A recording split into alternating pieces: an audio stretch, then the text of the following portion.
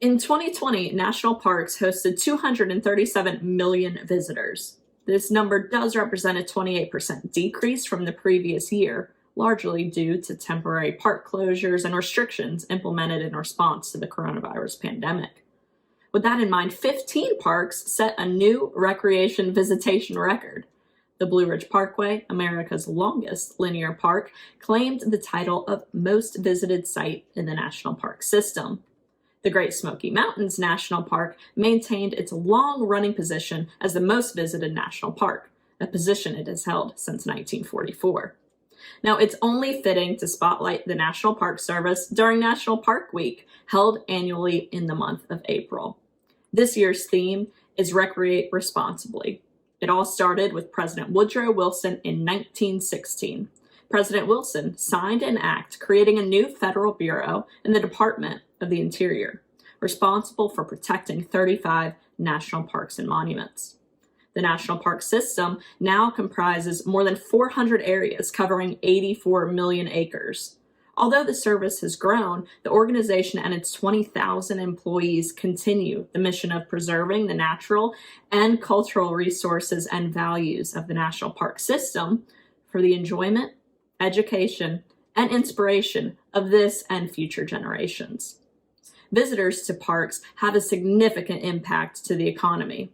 This illustration from the 2019 Visitor Spending Effects Study depicts how the spending of national parks visitors supports jobs and businesses activity in local economies and gateway communities. A gateway community is a city or town that lies just outside of a national park that provides amenities such as gas, food, and lodging. The state of California has the most national parks and contributed to more than 36,000 jobs in 2019. And here in a state like Pennsylvania, you can see that visitors to national parks create $479 million in visitor spending. Earlier this week, I spoke with Adam Yenser about his love for the parks. Adam is an Emmy Award-winning writer for the Ellen DeGeneres Show and has appeared on Conan, Fox Laughs, and been a panelist on the Greg Gutfeld Show. He's been a supporter of the National Park Foundation for about 10 years and has visited over half of the parks. All right, so Adam, we're just going to jump right into it. I know you mentioned that you've done lots of work with the National Park Foundation. I know they have lots of initiatives, and I see you're wearing your shirt there. You came ready. Park shirt. Like, I don't know if you can see, but you can like check off the ones that you've been to. You can check them off on the shirt. Yes, exactly. Yes. I was like, I don't know if I've like worn this shirt much yet, but I was like, oh, I have to wear it for this interview.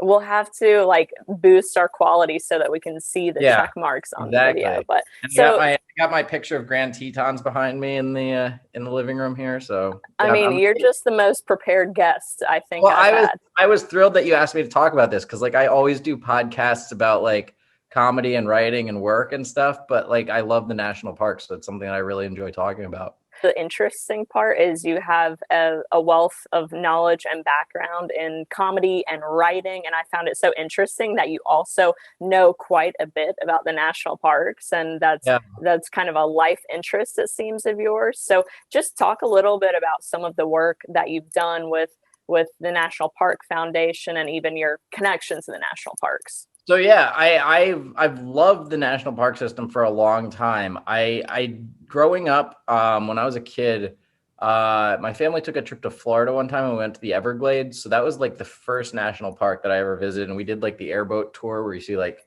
manatees and alligators and stuff. It was really cool. But then I didn't really get into like this passion for the national parks until in my 20s. I started road tripping a lot. Sometimes for work, I would have to cross the country and sometimes for just leisure. So I've driven back and forth across the country 10 times and I've visited all 50 states, and visiting the national parks along the way just became like one of my favorite things to do. I loved like Yellowstone the first time I went. I've been there 2 or 3 times now. I've been up to Alaska and visited Denali and Wrangell St. Elias. So yeah, I became very interested in the national parks from road tripping and traveling. And then I found out about the National Park Foundation probably about 10 years ago now. I was looking for ways to give back. And so the National Park Foundation is like the official charity associated with the National Park Service. It's not It's not exactly run by the National Park Service, but they're the official partner of them.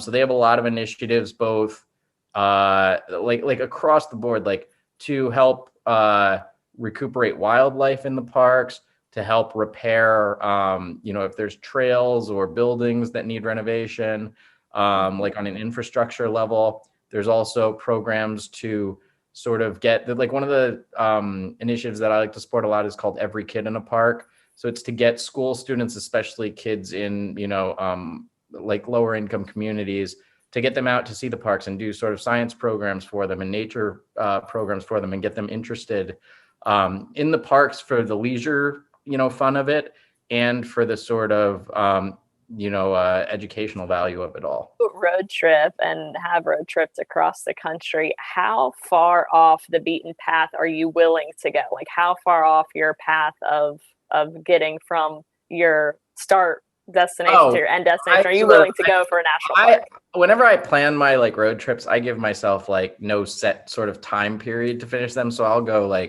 I'll meander all over the country and go out of my way to see, various parks and stuff.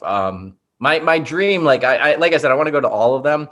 In Alaska, there's a few that you can only get to by plane. There's like no roads going into them. Like someday I would like to visit those.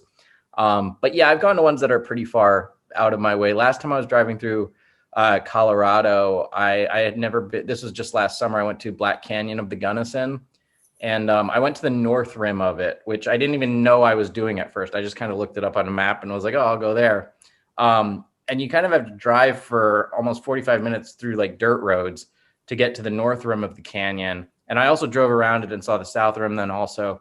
But it's amazing from both angles. But on the north rim rather, you're on the more sheer side. So like when you walk to the edge, you're just looking down in this like black rock canyon with a river below.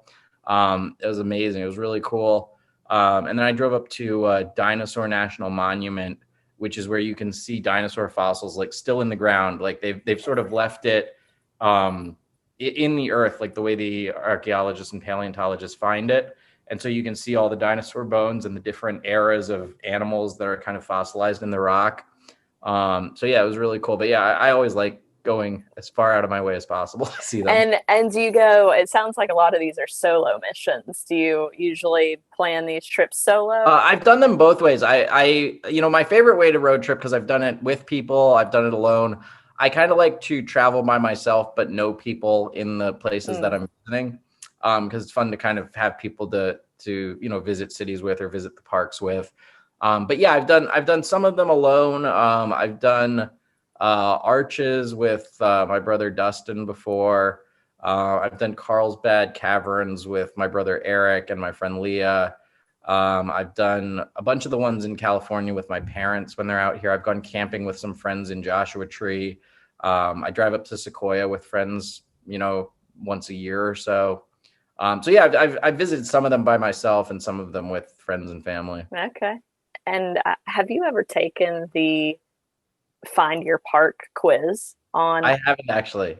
Okay. I've heard of it, but I haven't taken it. Is that like where you find like your favorite park? Well, like it's actually a really cool interactive just segment of that the National Park Service has. I think they're really trying to engage people to get out in parks that may be geographically near you, but you can search by state or by topic or whatever your interests are. And one of the questions, which I thought was pretty cute, it's trying to dial you in on a park that fits you, and it asks you what your spirit animal is. Oh, okay. So if I had to ask you that question, or if you were to take the quiz, what would you say your spirit animal is? I don't have the list. It was a pretty extensive list. I don't know. I don't know if I've ever like tried to identify my spirit animal before. I feel like it would probably be a fox, because I have this thing where whenever I go back to Pennsylvania, I know there's a lot of foxes there, but every time I go home, even if I'm home for like a weekend, I always see a fox when I'm home in Pennsylvania. When I'm driving, they're in my backyard.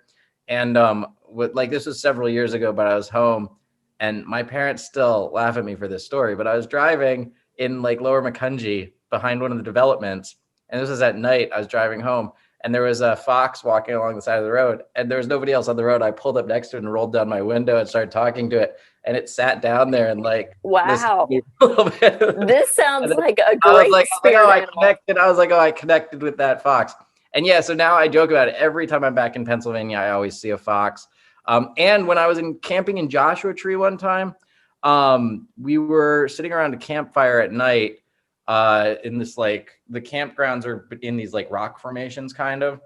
And we had a campfire going, and a fox walked right through like 5 feet away from us, probably because people feed them too often, but Yeah. walked right through, and it sat down like under the picnic table, like 10 feet away from us in our like campfire circle, and just sat there with us for about 5 minutes and then got up and walked away. I think you've nailed your spirit animal. I think that has to be it. Yeah. Yeah. You know, I've lived in Pennsylvania for 2 years. I have yet to Not see a a cow, fox. because I have pillows made out of them, so it can't be. It can't be a cow. And if you could convince anyone or give someone maybe one reason why they should visit a national park, what would it be? I know it's hard to pick one, but well, I mean, it's a cliche, but you know, they're known as like America's best idea, and they really are just this experience that you can't get anywhere else. It's something. Every one of them is this very like unique part of the country. It's something that's very special. And there are things, you know, that we need to both, you know, enjoy and preserve. And when you go and visit them, it will really give you a passion to you know, travel more and to see others. And if, you know, whether you like hiking and sort of the athletic activity of it, you know, there's like places where you can go rock climbing or kayaking or well, that's what I loved about park. Find Your Park. I mean, for, you know, your different activity type, I mean, you just keep scrolling. There's all kinds of activities that you can do at these parks. Yeah, and if you like seeing wildlife, you know, there's times you can see, like I've seen wolves, I've seen foxes. You know, foxes. Yeah, I mentioned whales. I've seen grizzly bears, you know, mountain goats. It's just you see all this like amazing stuff every time you go there. And even like the ones I've been to, like when you go back, it's just, you never know what you're going to see each time. It's a new experience each time. So yeah, there's such an amazing experience every time. Well, we know that you will continue to celebrate National Park Week all year and on your next road trip, I'm sure. But I just want to thank you so much for coming on and speaking with us. Yeah, thank you for having me, and support the National Park Foundation. Adam also told me offline that when he retires from comedy, he would like to become a national park ranger. Take a look at Adam's website linked in the description and review all of my sources below.